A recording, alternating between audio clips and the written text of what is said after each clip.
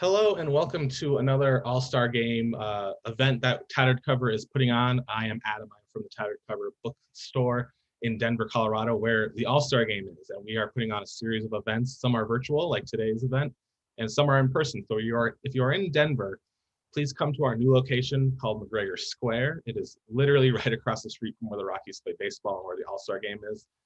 So if you're here, you'll go to Coors Field, you'll see Tattered Cover. If you need closed captioning, please check out the bottom of your screen. There's a little black bar. There's a button that says CC. Go ahead and click that, and you'll get closed captioning. And then today's event is actually co-sponsored with the Pandemic Baseball Book Club. I put the link in the YouTube chat. So if you see that, please check them out and support them. They were kind enough to get all this together. And you, of course, can buy all the authors' books at tatteredcover.com. And I also put in the link in the chat for our All-Star event series. Please click that. We have two more today, and then our in-person events that I'm really excited for. I'll shout out just one. It's Buster Olney and Tim Kirchin from ESPN signing books just in the middle of the day on Monday before the Home Run Derby. But for now, let's turn it over to Jason Turbo, who had a huge hand in getting this event together. Jason, please welcome to the event. Hello, thank you, Adam. So great to be here and part of this amazing collection of authors and baseball literature you put together. Hello to everybody who's here. Welcome to our panel on baseball biography, telling baseball people's stories. Big thanks again to the Tattered Cover for putting on this entire affair. The idea for this discussion is pretty simple. Biographers, particularly those of participating subjects, i.e. those who are still alive, must somehow find their way into their subjects' heads, not only as a means of extracting their stories, but to channel them in print. And it's not as easy as writing whatever you want. If it's in first person, you also have to sound like the person about whom you're writing, something that most of our panelists today have experienced. So the question becomes, what does that take? How do you get a subject comfortable enough with you to spill their life story? How do you decide what's in bounds to discuss, let alone to print? And even once you reach that point, how do you decide what ultimately to keep and what doesn't make the cut? How do you find your subject in the first place? Most pertinently, how do you inhabit their being in a way that makes their story, filtered through you, unflinchingly true? To find out, I have an amazing group of authors here with me today. Before I introduce them, let me just say a few words about the Pandemic Baseball Book Club. Yeah. Of which everyone here, as well as numerous other authors participating in this week's Tattered Cover events, are members. We started in April 2020 as an internet-based response to the in-store promotions that were canceled due to COVID, and have since built a vibrant community of baseball authors where none previously existed. Our platform is built on the idea of authors talking to other authors about their books. We have dozens of such interviews at our website, pbbclub.com. I think that's going to be tossed out into the chat for those who are interested. I hope that you're able to check it out. While you're able to buy books at our website, I strongly suggest that if you are inspired to buy books from any of the authors I'm talking to today, you head over to the Tattered Cover website, run your business through them. One of our core goals at the PBBC is to drive traffic to independent bookshops, and the Tattered Cover is about as good as it gets. So let's get to the talent, starting with the author whose book came out most recently. Dan Epstein writes about baseball and pop culture. There he is, and rock and roll and guitar pedals. His best-known book is Big Hair and Plastic Grass, a funky ride through baseball and America in the 1970s. He's actually writing for a brand new show on Access TV about legendary music venues. It just debuted on Wednesday. It's called If These Walls Could Rock. He is here for his most recent book, which was published in April by Triumph Press. It's called The Captain and Me, On and Off the Field with Thurman Munson, written in conjunction with former Yankees designated hitter Ron Blomberg. Mitch Nathanson is a professor of law at Villanova University and the author of multiple baseball books, including a biography of Philly slugger Dick Allen called God Almighty Hisself. He rocks Pandemic Baseball Book Club merchandise like none other. There you go. His most recent book is Boughton, The Life of a Baseball Original, published in 2020 by University of Nebraska. Mitch has a unique perspective among our ranks because he has done it both ways. He wrote about Dick Allen without Allen's input, although I understand that Allen gave him a nice nod of approval after the fact. And for Boughton got to spend significant time with his subject before the pitcher's untimely death in 2019. Dave Jordan is the founder of InStream Sports, the first athlete author writing platform. He is the author of 2 baseball biographies. The first was Fastball John with pitcher John D'Acquisto.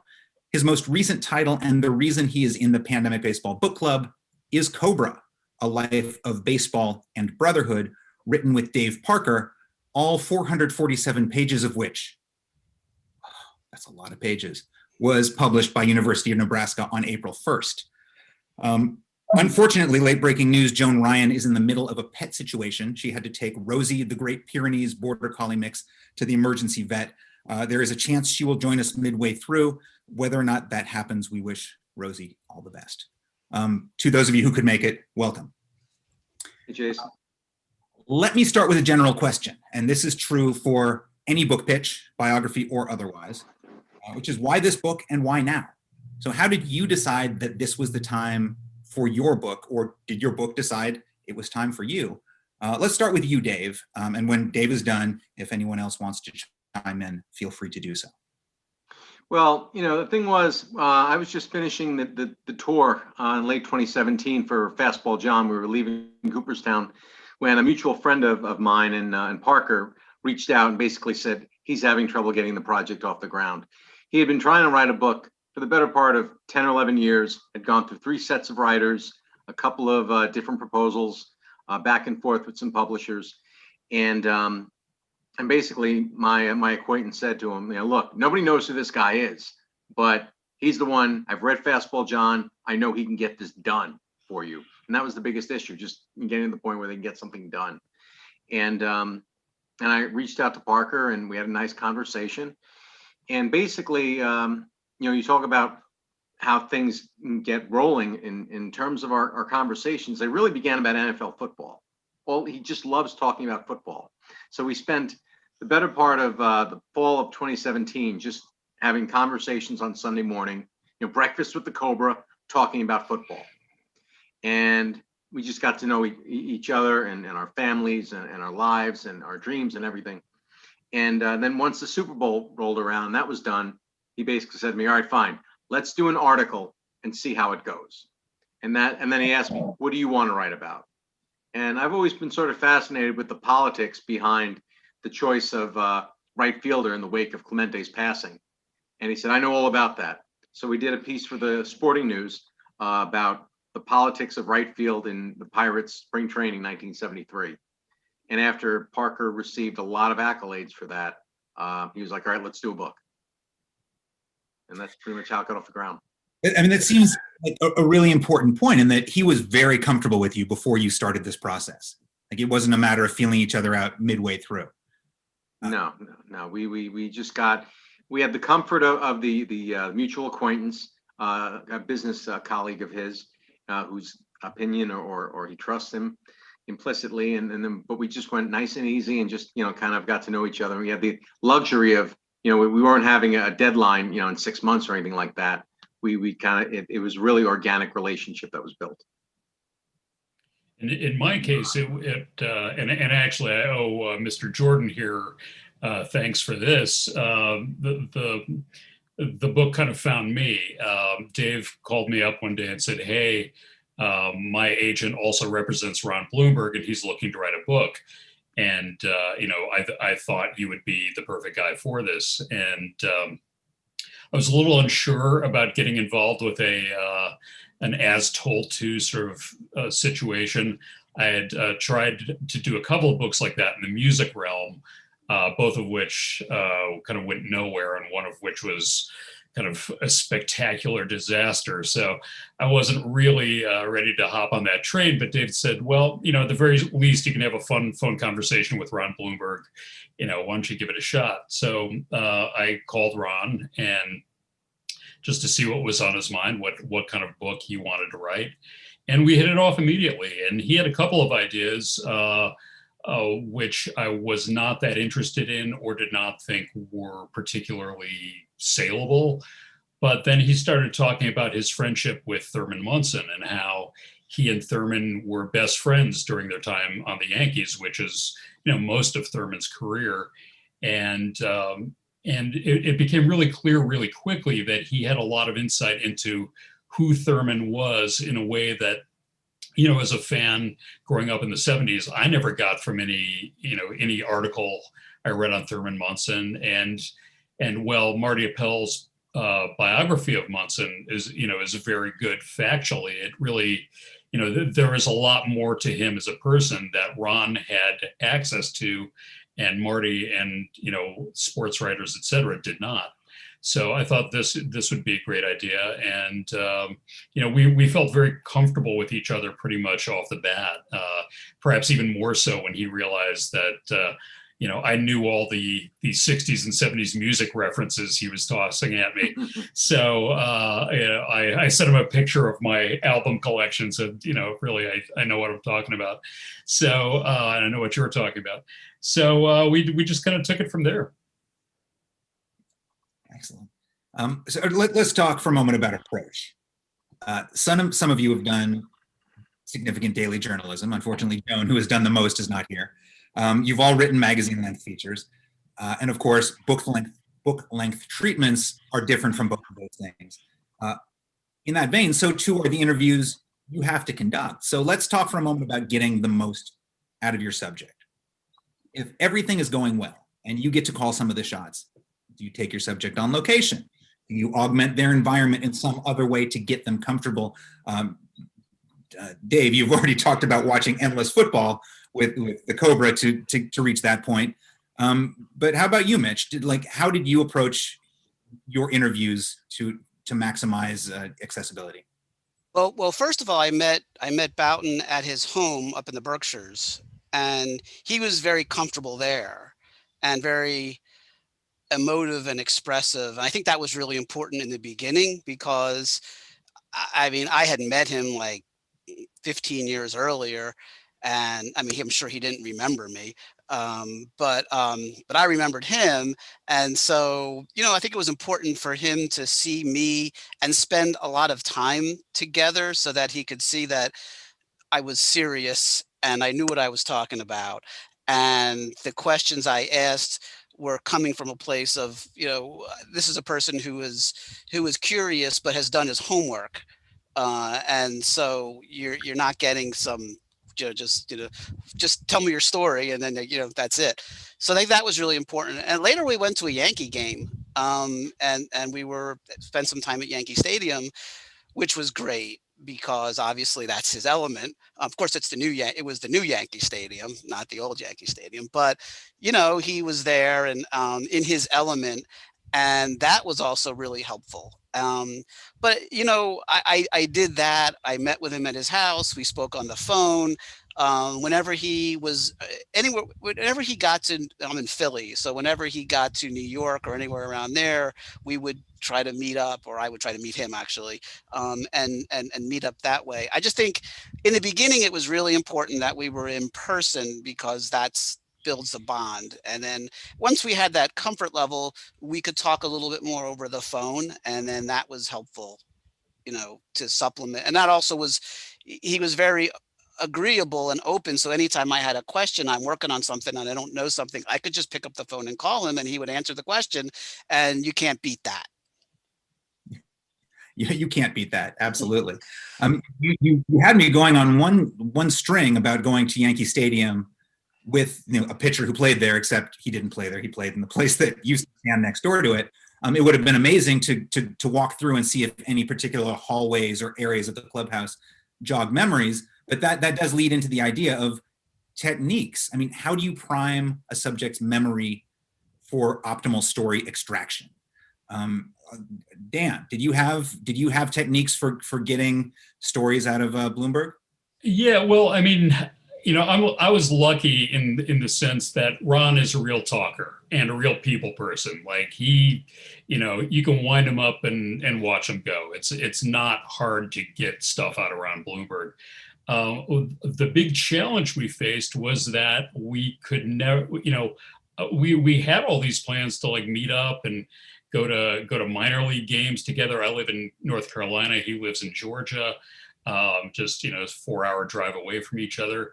And then the pandemic hit, and we actually still have not met to this day. So it really, it was all about the phone conversations. And, again, luckily he's the sort of person who puts you at ease really quickly. And, he clearly felt comfortable with me. It wasn't that hard to get stuff out of him. I would, whether it was just throwing names of teammates. And I mean, the difficult thing was really that we were both talking about a guy who's been dead for over 40 years, which is Thurman Munson. So it was kind of like, I wanted Ron's memories, but it was like, well, how did Thurman feel about Horace Clarke? How did Thurman feel about George Steinbrenner? It was really like, okay, I know your take, but what was, how did Thurman relate to these people? Most of the time it was pretty easy. I think what did help though was a lot of the times, it's been 45, 50 years since some of these stories happened. And I think, these things tended to get a little foggy or a little indistinct for Ron. Like some of the names the people in the story might not be correct. The events, the dates, were a little off. So I had to do a lot of like digging through like old New York Daily News files and go like, hey, that story you told me, that happened in 72. This is the same thing, but it happened in 74. And Bill Verdon was the manager, not Ralph Houck. And then, you could hear the wheels turning in his head. And you go, oh, right. And then he would kind of spin that off into something else. So it was a lot of kind of, digging up stuff. In some cases, I dug up images, like old postcards online of restaurants that he and Thurman used to eat at during spring training, and just send them to him and see if that jogged anything. And sometimes it did, sometimes it didn't. But it was a lot of fun to do the research. And I know, Dave, you use music yourself as a tool to tap into some specific memories. Yeah. We especially if it was something I learned on Fastball John, that I would send him songs that were popular for 3 weeks and then nobody ever heard them again. So there was a definitive time and place. Something like a Susie Quattro, Stumbling In. I would play that for Johnny D and he'd be like, oh, I remember I was at this place in San Diego in 78, 79. And then the stories would come from there. With Parker, I would send him YouTube videos of certain acts on Soul Train, because he used to watch Soul Train every Saturday during the minor league season, 1972, with his roommate, Ron Mitchell, who I spoke to Ron Mitchell and he had verified that. So I'd sent him some things, and the songs that he hadn't heard in decades opened up. Oh yeah, after that we would go to the Waffle House, and then this and that and the other thing. So that really helped out a lot. Or I'd play some other music, because he also likes, he enjoys the likes of Anita Baker and Marvin Gaye and this and that. And there's some fantastic Marvin Gaye songs that really haven't been part of the popular culture for decades also, like the My Mistake, the song between Marvin Gaye and Diana Ross, which was super popular for like 10 days and then, just forgotten about. So I would send him a lot of those songs, and it would kind of jar his memory a little bit. And that helped us out tremendously. I would ask Boughton questions, like speaking of music. So you're talking about technique, and my one of my techniques was to ask things that were not kind of off the center line a little bit. So it's just really to get him to emote a little and to go a little bit off a tangent. So I would ask him, like, what kind of music did you like? See, I remember this one. I remember I asked him, like, what did you like when you were 16? What were you listening to? What was the type of music? When he was living, they moved to the Midwest when he was in high school, and he ended up in going to school in Chicago Heights. And he told me this story about how when he was a teenager, he listened to this black soul station that he could only get at night. And he then went into about a 20-minute thing where he actually, not only did he sing the songs, but he also did the commercials between the songs. And it was terrific. And through all of that, you could hear the wheels turning as all this stuff was coming back to him. And that sort of opens like a floodgate into everything else about that time period. And you're so right about music, just really opens it all up for so many people. Even if you're not talking about music, it's just such a common thing that just really opens the floodgates to everything else. I would love to see a YouTube clip of Jim Bouton sings greatest soul, whatever year it was. I have the audio of that. I don't have video, but I do have audio. Fantastic. Okay, let's move on to the execution portion of the program. The first question has to do with the most impactful decision you might make about this writing: first person in the voice of your subject, or the more journalistic approach of third person. Mitch, you are the only one here who took the third person approach. Did you ever consider doing it any other way? No, because I told, well, see, my situation is different than Dan and Dave's in that my subject already has a first person book, Ball 4. And so, how am I going to write a first person book? I mean, the audacity to write a first person book about Jim Bouton when he already has Ball 4, that is not good territory to get involved in. So I was very clear from the beginning. And in fact, going back to the very first thing about, your subject, how do you get your subject involved? Bouton was not looking for me at all and didn't want somebody to write a biography of him, because when I would reach out to him, and I did this several times, he was always very nice, but he said, well, no offense, but I don't need you. I could write my own story, and I have written my own story. And so my pitch to him was that, no, this is not going to be your story. It's going to be my story of you. And that's a very different story. And so that cannot be first person. That's going to be third person. And I was pretty upfront with him saying, well, we all have your story. And of course, that's a classic. But this is more of from a remove and how people reacted to you as opposed to how you thought they reacted. Well, I'm going to talk to those people and see how they react. And that's a very different story. The one thing I needed from Bouton was his okay to not have editorial control. Because if he had editorial control, then the whole thing was going to go down the tubes. Surprisingly, I was really worried about that, but surprisingly, it was like a no-brainer. It's like, of course, why would I have editorial control over that? So he was terrific, and he was true to his word. So, of course, he got sick at the end, but his wife was the same way, so it was not a problem. Did either of the other two of you have debate about which of those two directions to go?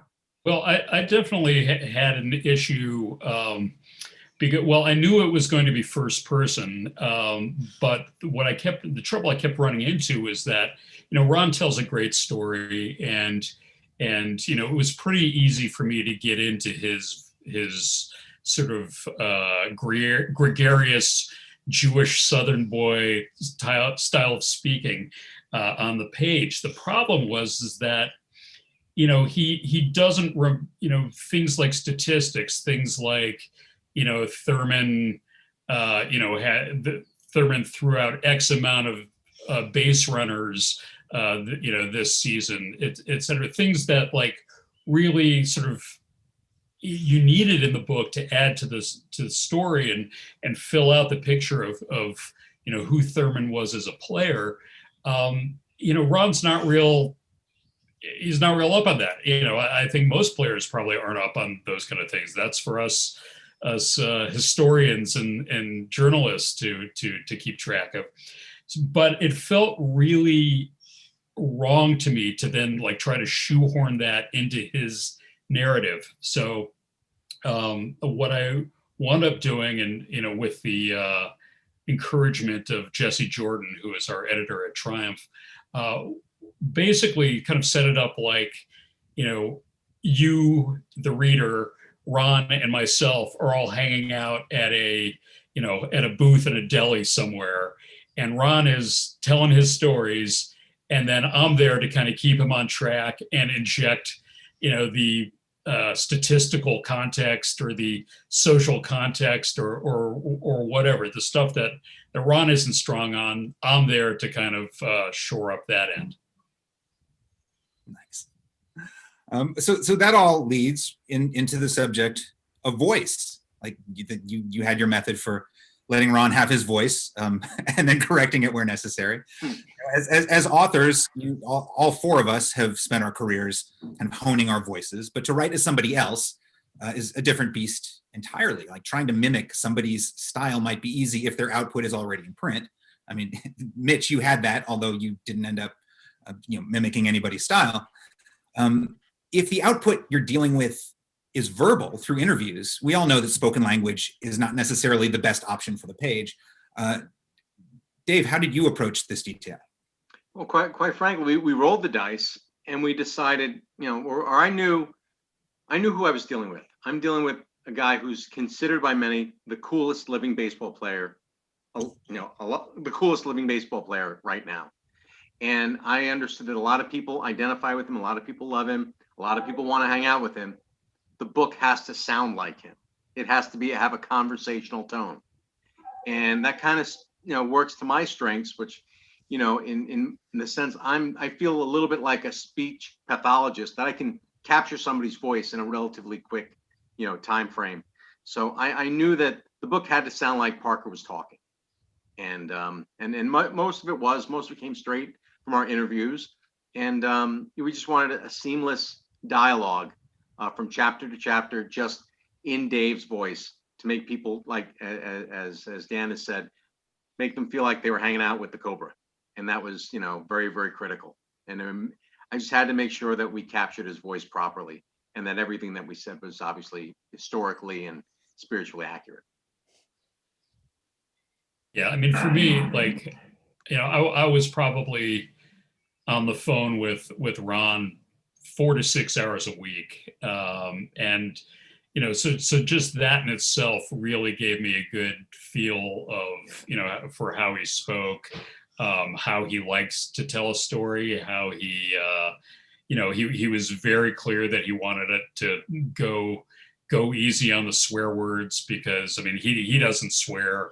And, even when I'm quoting Thurman, to kind of go easy on that, because, he was concerned about his grandkids reading it. But at the same time, he was very forthcoming with a lot of, fairly eyebrow raising stories. So it was, I never felt like I was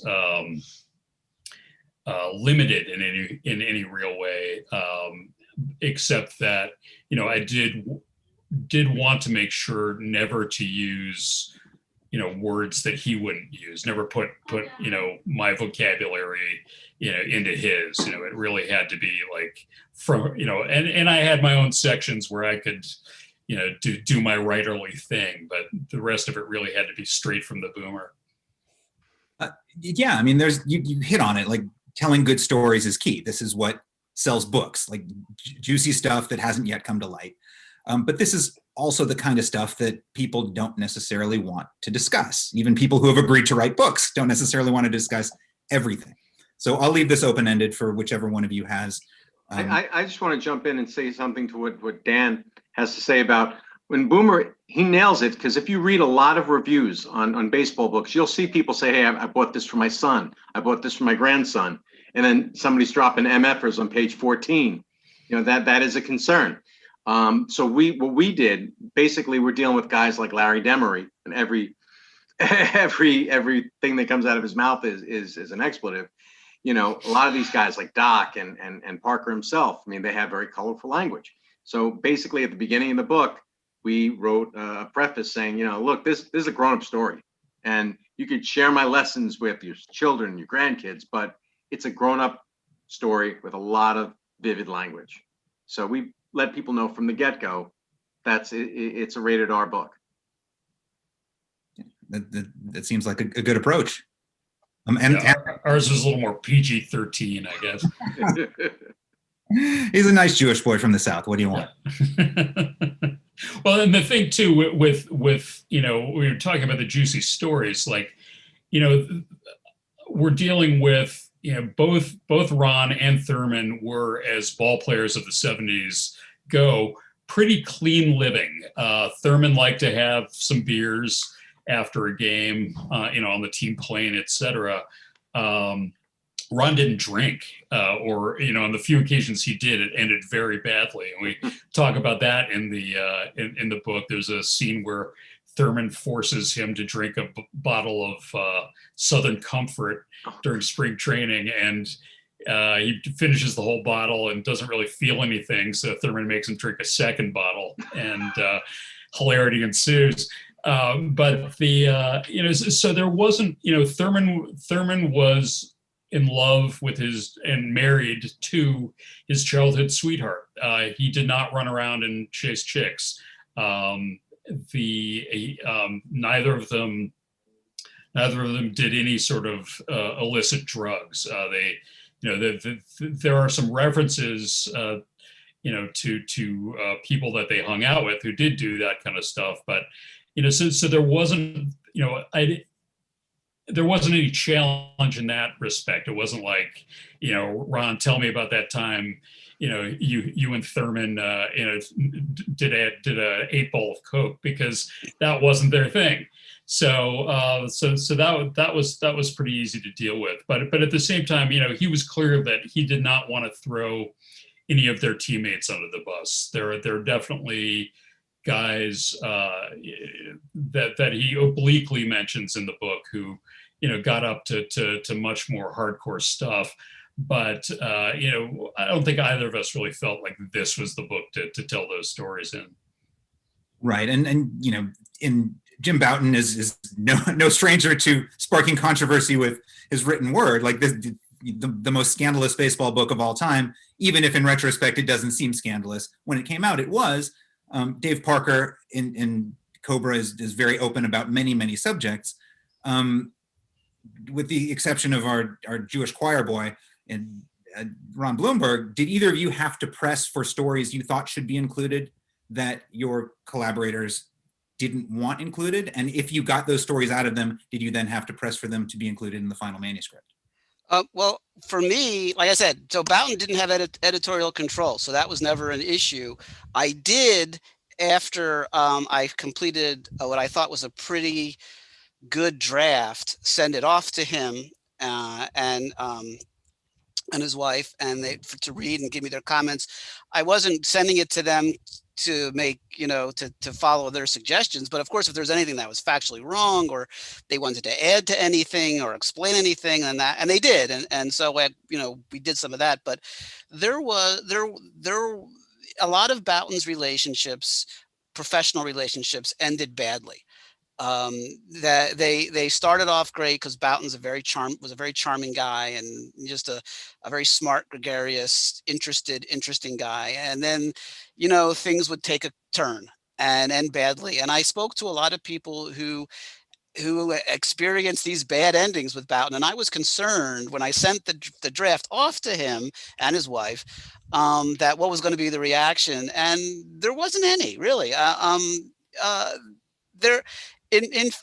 think there was one anecdote where he worked with a guy to write a book. I Manage Good, but they played bad, something like that. I can't remember the name of that book. It came out in the early 70s by Playboy Press for a period of time and that was one of the first books that came out with that. So it was a collection of these little essays, and then he wrote the introduction, and then he later sold the introduction to Esquire, and pocketed the money and didn't give any to his co-author. And so I spoke to the co-author, who talked about that and how ugly that got. And I kept all that in. And then the only response I got after I sent that off to Bouton was from his wife, which was not that, no, that didn't happen, but more of, well, Jim sometimes gets so excited he doesn't see the damage he causes to the left and to the right of him. He only looks forward and he doesn't look to the left and the right, and therefore these things happen. And so it wasn't, it wasn't a pushback. It was just an explanation as to, from his perspective, how this happened. So I added that part in, but I didn't change the anecdote. I kept that in.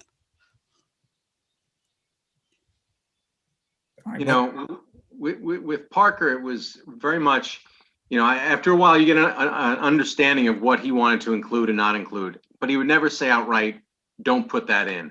It would always be either that's tight or that's sweet or, so when I get the, I kind of understand that that's code for, let's see if there's another way to say that or another way to convey the spirit of that moment rather than that specific thing. But that happened maybe only a handful of times. All right, well, handling that, the other aspect of this execution is something that we as authors face all the time, which is brevity, right? When I turned in my first draft of Dynastic, Bombastic, Fantastic, it clocked in at 310,000 words. Nice. And suffice it to say that my editor was not enthusiastic about publishing it. So the decisions I had to make at that point about what to keep and what to cut were not so different than the decisions you all made with your own books.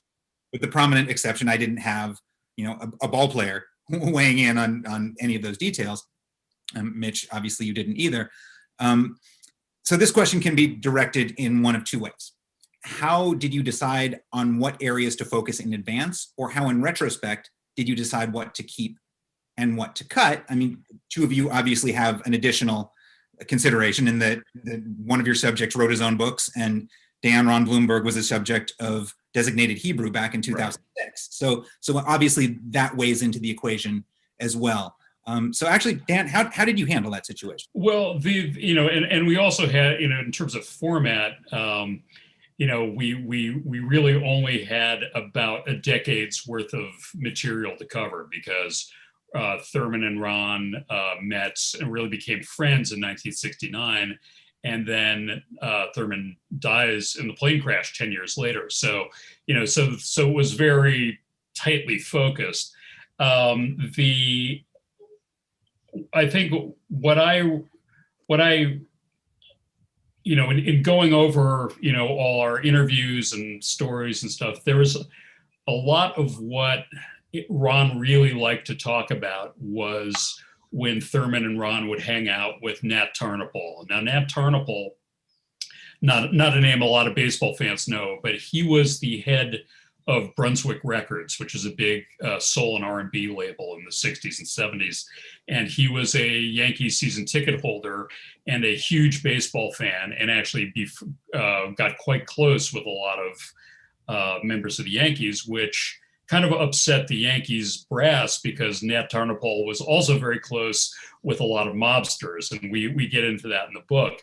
And it's really clear that Thurman's happiest times that were not spent with his family were spent hanging with Ron and Nat, like whether it was at Nat's Brunswick office in Midtown Manhattan or at Nat's palatial estate up in the burbs. And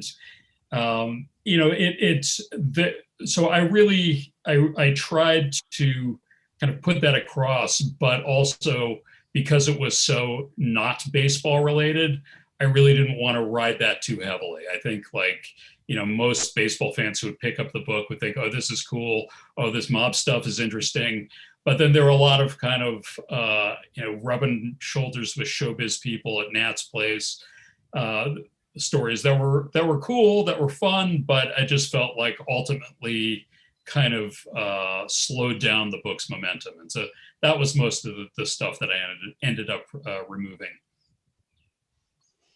And so for me, like this goes into like how I research for these things. So my rule is when it comes to the initial research, I'll make a copy of anything with my subject's name on it. I don't care what it is. I don't care how tangential it might be, how irrelevant it might be. I will make a copy of that. And I end up with thousands and thousands and thousands of pages of stuff. And then as I go through it again, I find like I try to identify like 5 or 6 themes. And anything that relates to those 5 or 6 themes, I keep. And anything that doesn't relate to those 5 or 6 themes, I get rid of.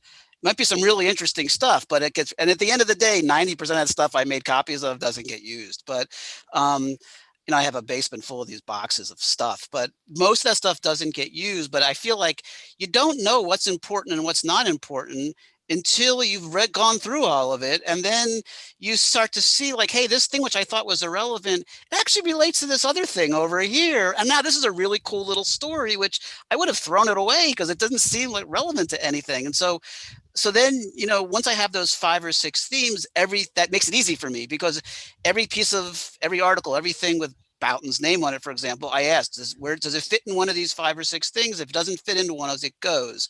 And that gets rid of most of this stuff.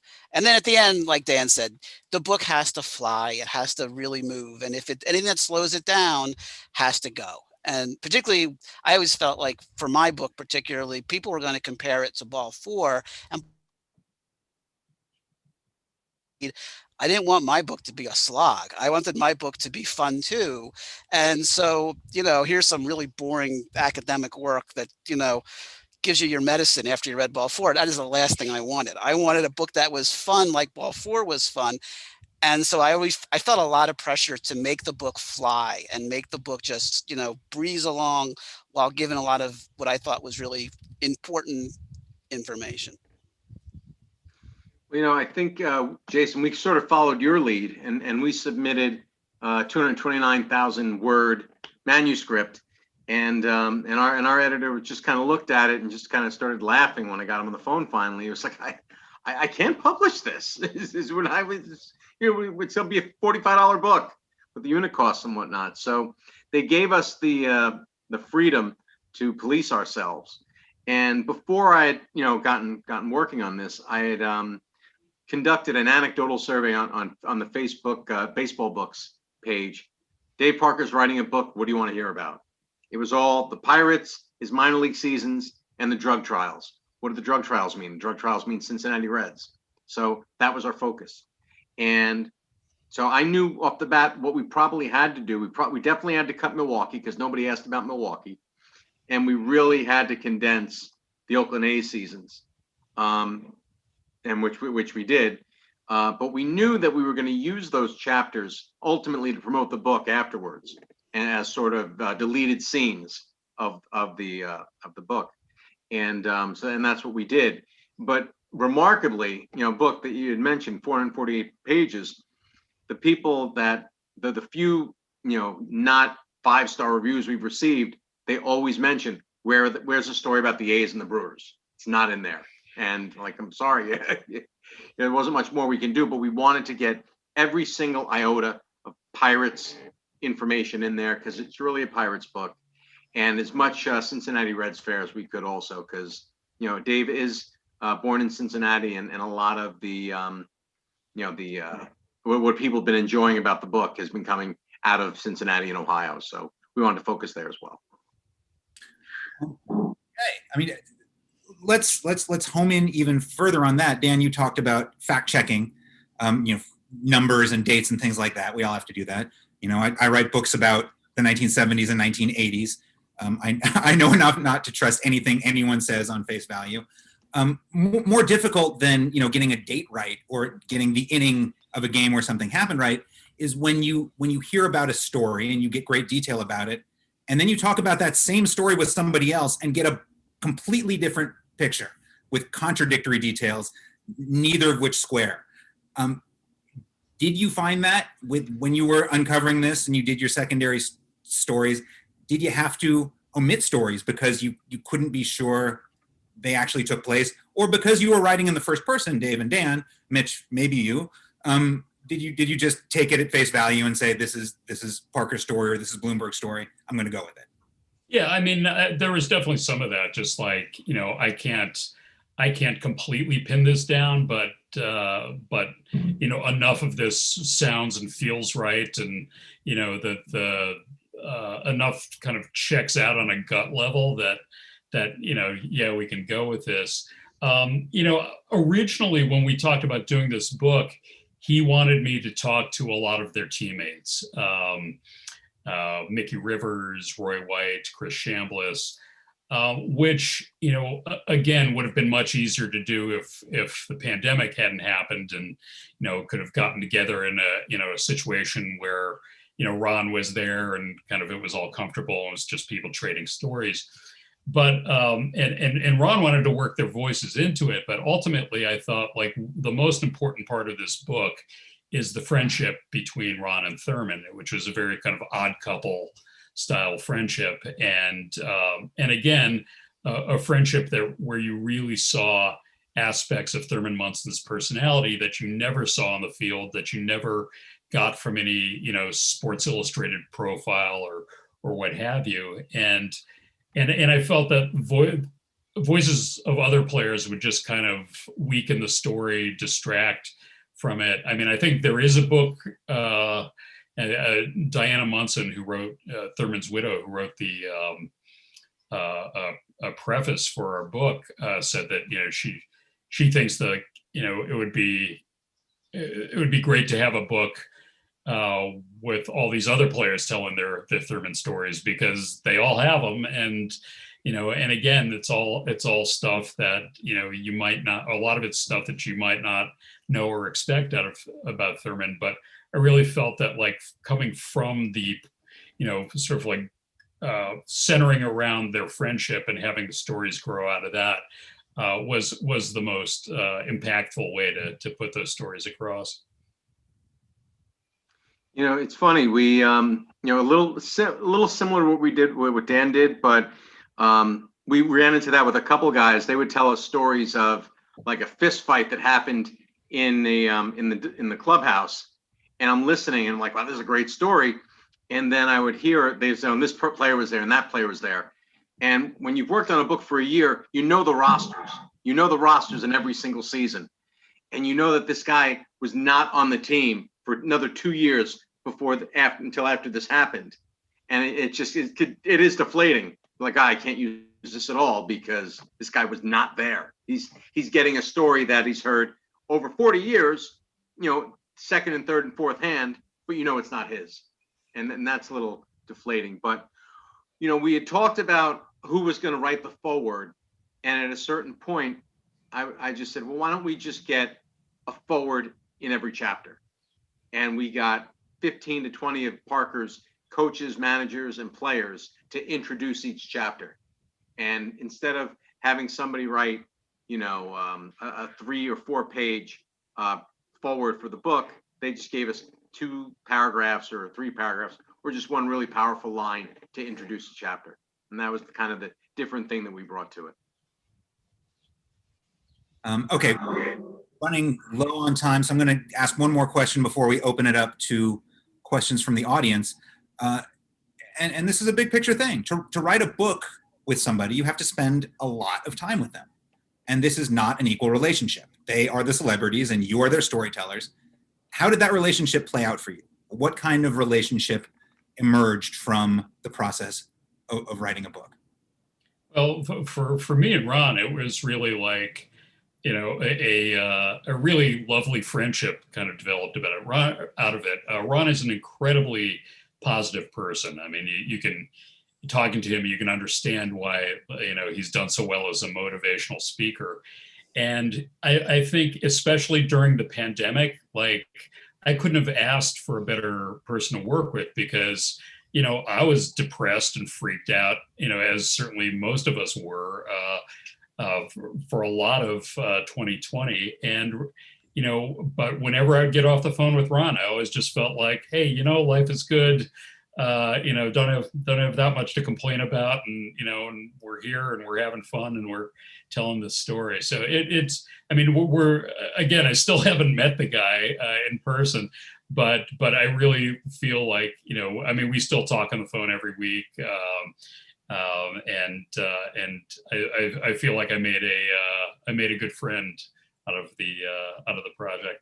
Perhaps you can get together with him post-pandemic and drink a bottle of Wild Turkey. Yeah, right. Or right. I'll be the one drinking it, though, not him. I mean, really, it was, to be quick about it. We would go into some pretty heavy details, and people who passed away or old friends or the last days of Willie Stargell and Doc Ellis. And it would get a little misty in there. And then he would just turn to me and say, let's go get some wings. And that was kind of how we dealt with it. And again, just, to Dan's point, it was the start of a very nice friendship. And then that really helped get things going and getting the book done once we did. Yeah, with Boughton, it was a little different because, I mean, I dealt with Boughton at the end of his life, and really the reason why Boughton agreed to work with me at the end was he finally he had reached a level of acceptance that he knew he was dying and was looking for someone to help tell his story. He was going to write his own book, and then he didn't. And so I think that, like, as he was declining, I found I felt that he looked forward to when we would speak, because it gave him the opportunity to relive these moments of his life. And I was sort of the conduit to help him remember these moments of his life at a point where he realized he didn't have a lot of time left. And it was certainly not something I expected when I started this project, but I found that they were heartfelt and touching moments, because you're witnessing a man who lived an incredible life and is aware that he's coming to the end of it. And he was a very self-aware person. And it was something. It was touching. And, to see him deteriorate at the end was really sad. But even he was aware that he was deteriorating, not like, sometimes with Alzheimer's, sometimes they don't realize they're deteriorating, but in his position, he was very aware of everything he was losing. And so I think he kind of looked forward to these opportunities to go back and talk about them again, maybe for the last time. And so that was an unexpected, and I think a really special moment. It's amazing. So we've got just a few minutes left. We're going to open up the conversation to some questions from the audience. Feel free to type them into the chat. They will be filtered through to me. We'll start with a message from Ron K. There was a recent documentary about Dave Parker, as well as one about CC Sabathia.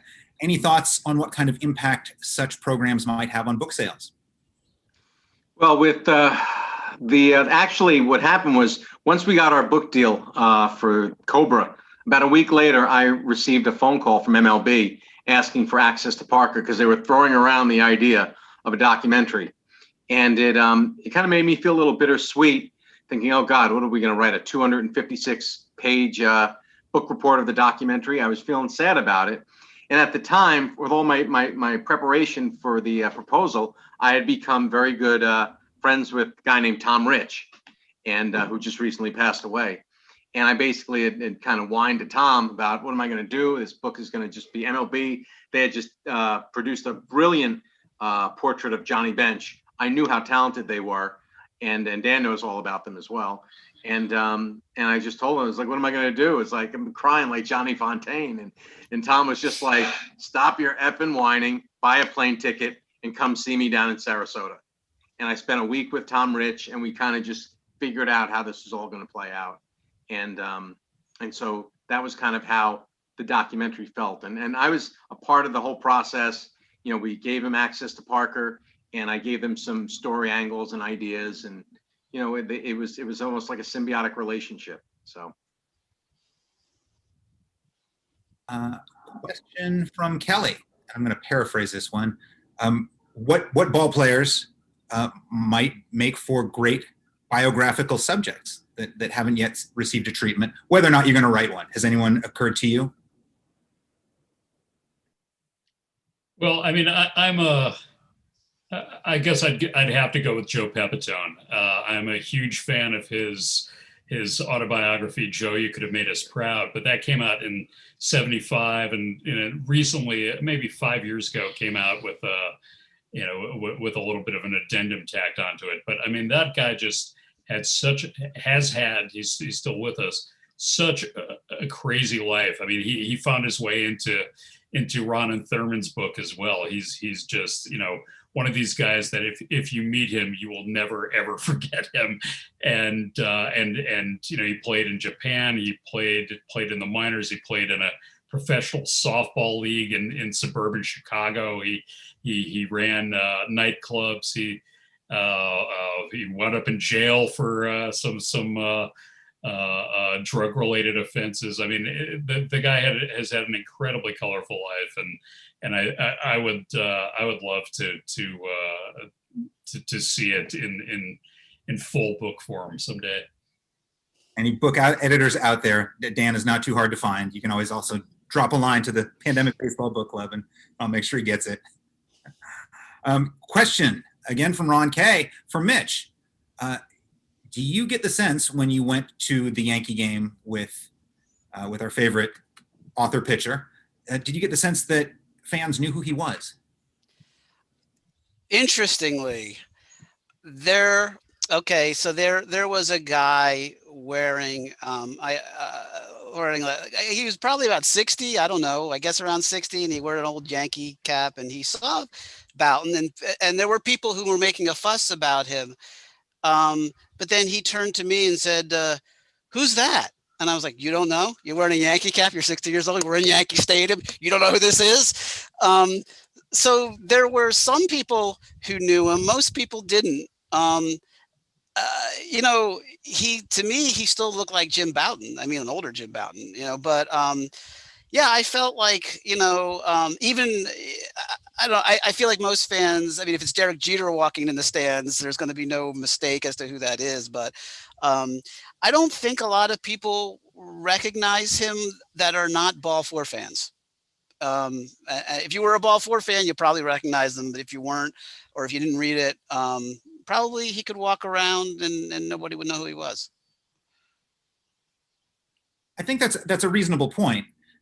In that, you and Dan had relatively minor celebrities in terms of ball players that might not be recognized in their own home stadiums 40 years later. I think Dave Parker will be recognized anywhere and everywhere, inside or outside of Pittsburgh. So, I mean, it's all different facets of creating biographies, and I think they're all really interesting stories. Hello, Adam. Hey there. Thank you so much. I have a question for all four of you, including you, Jason. In like a few words, what's next? Baseball, music? What are you currently maybe working on, without giving too much away for all four of you? Music, in my case. I've been consulting with an actress on her memoir and helping her work through the process. And I have a couple of proposals on my desk that I'm dealing with right now. So we'll see. Jason? Mitch, currently being a law professor. I know that much. Speaking personally, I'm interested in this topic because I'm in the middle of co-writing the autobiography of Kenny Loggins, of all people. Not baseball related whatsoever, but I'm dealing with all of these subjects we discussed today in full force. Wow. Yeah, I'm actually starting to work on something about African-American career minor leaguers who played in the 60s and 70s, and what that was like for them. The players who didn't make it, right? We know the stories of the players who did, but what about the players who didn't? It's a challenging topic, but I think there's stories there that, of course, you don't hear a lot of the stories of the people who don't make it. You only hear the stories of the people who do. So there's a great character in Cobra, Dave Parker's best friend from high school, who is exactly one of those players who would make a great subject for that book. Yeah. Well, gentlemen, thank you so much. If you're interested in any of their books, you can get them at the Pandemic Baseball Book Club, pbbclub.com or tylercover.com. Please let us all know where we can find you on websites, Twitter, Instagram, Pinterest, wherever we can find you. On Twitter at Big Hair Plasgrass. My blog is www.bighairplasticgrass.com. And I'm at Twitter at Mitch Nathanson, and my website is www.mitchellnathanson.com. And you can do all my stuff. I usually have links to it on there if you want to see any of that. Yeah, you can reach me at InStream Sports on Twitter. that's, the best place to reach out and say hello. And I'm at Baseball Codes on Twitter and baseballcodes.com, where I continue to write about the unwritten rules of the game ever since the Baseball Codes came out in 2010. Yeah, thank you so much. I know Joan Ryan couldn't make it. There was an emergency, but I should have had her Twitter pulled up already. Does she have one? I believe it's at Joan Ryan. Thank you. At Joan Ryan, who could not make it today, but I want to give a shout out to her. Thank you, gentlemen, so much for supporting Tattered Cover, and I'm glad that we are able to support all of you and the Pandemic Baseball Book Club. I just ordered a shirt while you all were talking, so I love those shirts. You guys are great models. Everyone out there, thank you. TatteredCover.com. Have a good one. Bye, guys. Take care. Thanks so much. Thanks Thank a you. lot.